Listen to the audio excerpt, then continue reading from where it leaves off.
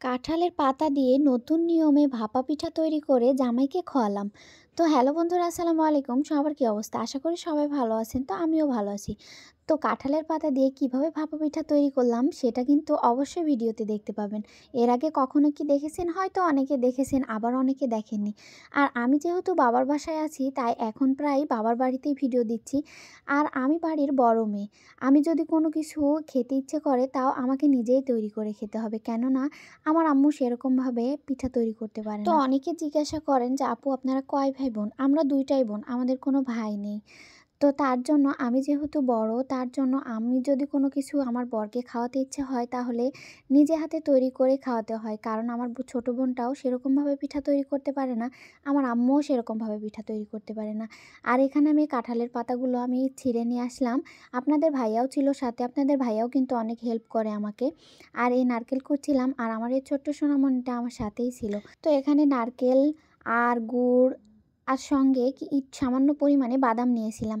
তো এই বাদাম আর নারকেল আর গুড় দিয়ে আমি কাঁঠালের পাতা দিয়ে রাইস কুকারে পিঠা বানিয়ে খাওয়াবো আপনাদের ভাইয়াকে। তার জন্য যেহেতু আমি বাবার বাসায় আছি আর এখন শীতের সময় যদি জামাইকে পিঠা তৈরি করে না খাওয়াই তাহলে তো হবে না। তার জন্য আমি নিজে হাতেই বসে থেকে আমি এই পিঠাগুলো তৈরি করছি। তো এখানে আমি চালের গুঁড়া নিয়েছি আর এখানে এই খিলিগুলো আপনাদের ভাইয়াই কিন্তু সাথে হেল্প করছিল।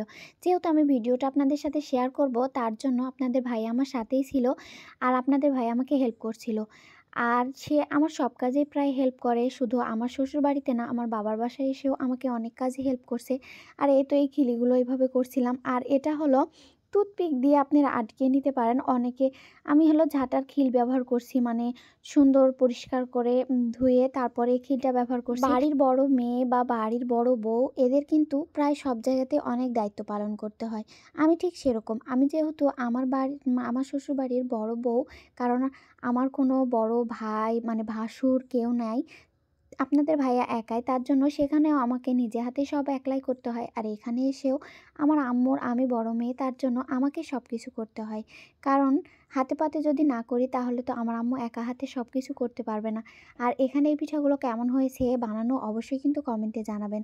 আর অবশ্যই আপনারা বাড়িতে ট্রাই করে দেখতে পারেন। এক কথায় এটা হলো ভাপা পিঠা। অনেকে ভাপা পিঠা কলসিতে করে চুলায় করে, আর এটা একটু অন্য নিয়মে ভাপা পিঠা করা। কারণ একটা দেখার সৌন্দর্য, একটু ভালো লাগা, এই আর কি। তার জন্য এই পিঠাটা করা। তো সবাই মিলে একসাথে খাবো তার জন্য একটু বেশি করেই করলাম। কারণ ১ প্লেট করলেই ১ টা কি ২ টা করে খেলেই পেট ভরে যাবে।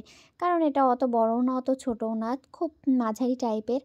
তার জন্য পিঠাগুলো করা। আর আমি এখানে বসে থেকে রাইস কুকারে দিয়েছিলাম, চুলাতে আর যায়নি।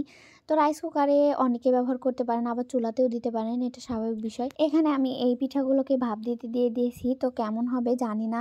যেহেতু আজকে ১ম-ই আমার করা, এর আগে ভাপা পিঠা আমি চুলাতে দেখাইছি কিন্তু আমি কখনো এইভাবে দেখাইনি যে কাঁঠালের পাতা দিয়ে ভাপা পিঠা করে। তো এই তো আমি পিঠাগুলো তুলে নিচ্ছি। তো কেমন হয়েছে ভিতরে ঠিক হয়েছে কিনা আমি জানি না।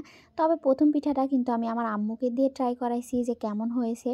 তো এই পিঠাগুলো মাশাআল্লাহ এত যে সুন্দর হবে, ভিতরে যে এত সুন্দরভাবে সফট হবে আমি ভাবতেও পারিনি। তো এখানে আমি একটা খেয়ে দেখছিলাম যে কেমন হয়। তো এই গুড়গুলো দিয়েছিলাম, আমার একটু ভুল হয়েছে, আর একটু চেপে, চেপে দিতে হতো। কিন্তু আমি চেপে দিইনি, তার জন্য আমার এই পিঠাটা এরকম হয়েছে।